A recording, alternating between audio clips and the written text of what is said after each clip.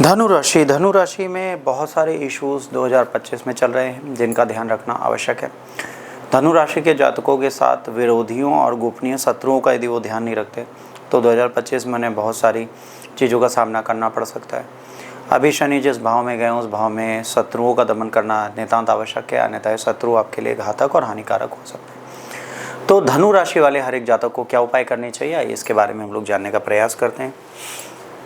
आपको साहसी और आशावादी होना पड़ेगा। सबसे पहली चीज़ है कि धनु राशि के लोग साहसी होते हैं, आशावादी होते हैं। वो अपने साहस और अपने आशाओं की उम्मीदों को नहीं छोड़ते। दूसरी सबसे इंपॉर्टेंट चीज़ ये होती है कि बृहस्पति का प्रभाव होता है, ज्ञान और बुद्धि के देवता इनके साथ होते हैं, तो ये सकारात्मक सोच रखते हैं और अपनी बुद्धिमत्ता से हर चीज़ से वो निकल अवश्य आते हैं। स्वतंत्रता की भावना है, ये खुलेपन के साथ सामाजिकता और अनुभवों की खोज में सदैव रहते हैं। इनकी कुछ मित्र राशियां हैं जिनके बारे में आपको याद रखने की आवश्यकता है। मेष, मिथुन, सिंह, तुला, कुंभ, इनके साथ तो इनकी मित्रता चलेगी, इनसे ये हमेशा अच्छे रिजल्ट पाएंगे। मकर, कर्क और मीन से इनको बच के रहना पड़ेगा, ये इनके लिए खतरनाक राशियां हैं। कर्क राशि को सबसे बड़ी इनकी शत्रु राशि मानी जाती है। यदि आप कर्क राशि की बात करेंगे तो इनकी सबसे बड़ी शत्रु राशि है, इससे इनके नितांत उपाय की आवश्यकता है। षष्ठ भाव का विश्लेषण करें, यदि ज्योतिषीय दृष्टिकोण देखना है तो अपने छठे घर को देखें, यहाँ कौन से ग्रह बैठे हैं।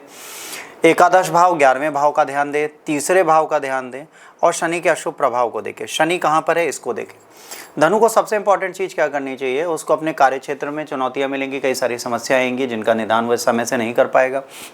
पारिवारिक संबंधों में तनाव रहेगा और स्वास्थ्य संबंधी सतर्कता।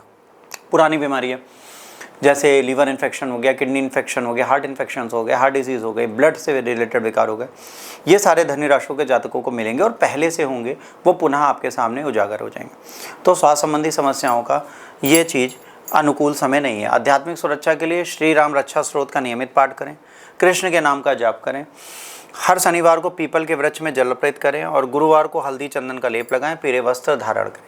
आचरण की शुद्धता का ध्यान रखें, दिशा का विशेष रूप से ध्यान रखें।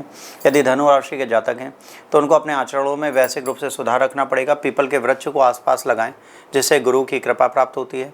और उत्तर पश्चिम में किसी भी प्रकार का कचरा न रखें। यदि आपके घर के उत्तर और पश्चिम दिशा में कोई कचरा है तो वो आपके लिए खतरनाक हो सकता है।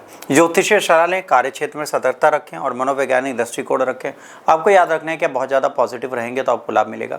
याद रखिए, यदि धनु राशि के आप जातक हैं तो आपको अपनी व्यापारिक सुरक्षा पर विशेष रूप से ध्यान देना है, अपने शत्रुओं की बाधाओं पर ध्यान देना है ताकि वह आपको समस्याएं न दें। आपका जीवन सफलतापूर्वक चल सकता है अगर आप शत्रु बाधा से बचकर चलते हैं। राधे राधे।